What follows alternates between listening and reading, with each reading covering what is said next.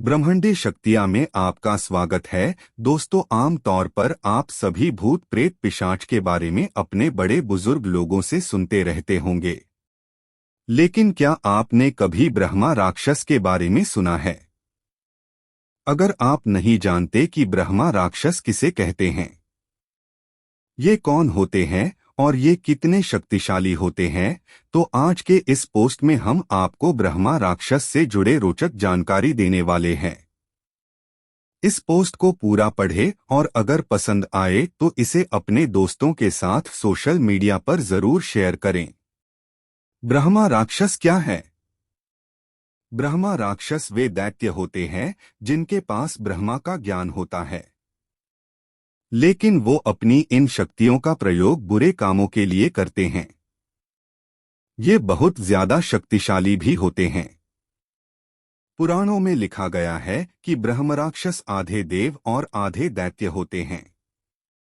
अजीब बात यह है कि इन ब्रह्मराक्षस के बारे में हमारे पुराणों में भी बहुत कम जानकारी दी गई है। ब्रह्मा राक्षसों का जिक्र श्री कृष्ण के वक्त में पुराणों में हुआ है।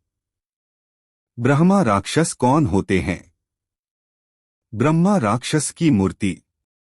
अगर हम हिंदू धर्म की माने तो मनुष्य के मरने के बाद उसका विभाजन गति और कर्म के आधार पर होता है।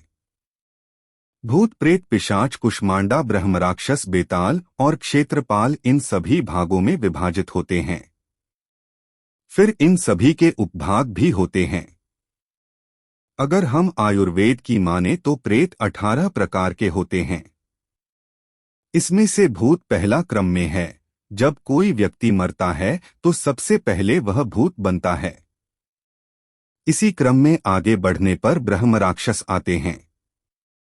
ब्रह्मराक्षस उन आत्माओं को कहा जाता है जो उच्च जन्म लेते हैं, लेकिन उनके कर्म बुरे होते हैं, या फिर वे लोग जो अपनी ज्ञान और प्रतिभा का प्रयोग समाज कल्याण के बजाय अपनी निजी स्वार्थ या गलत कामों के लिए करते हैं। ऐसे लोग ही मरने के बाद अपने ज्ञान और प्रतिभा के कारण ब्रह्मराक्षस बनकर अपनी सजा भुगतते हैं। ब्रह्मराक्षस कैसे होते हैं?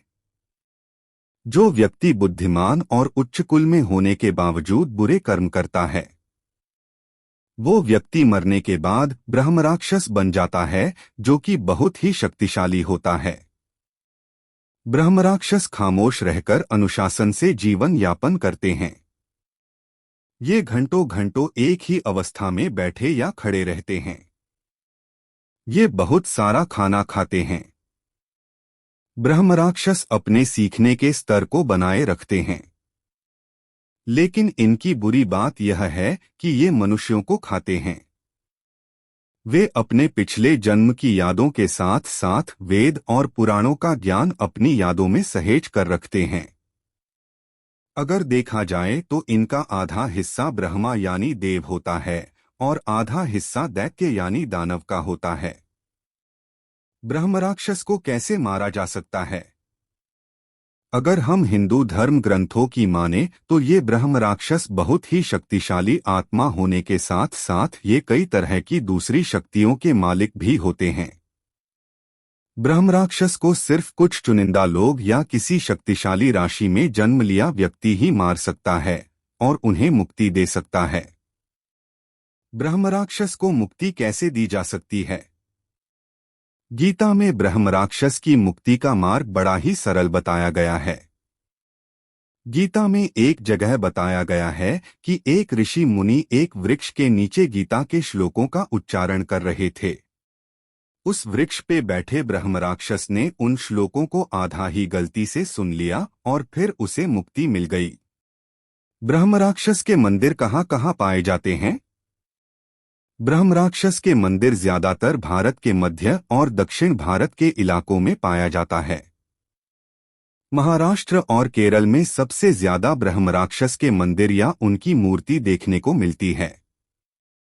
ब्रह्मराक्षस की पूजा भी की जाती है और कोई भी निर्माण कार्य शुरू करने से पहले उनकी पूजा करके उनकी अनुमति ली जाती है।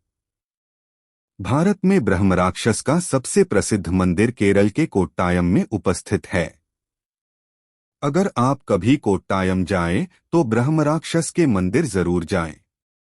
अगर आपको ये वीडियो पसंद आया है तो लाइक सब्सक्राइब शेयर करें।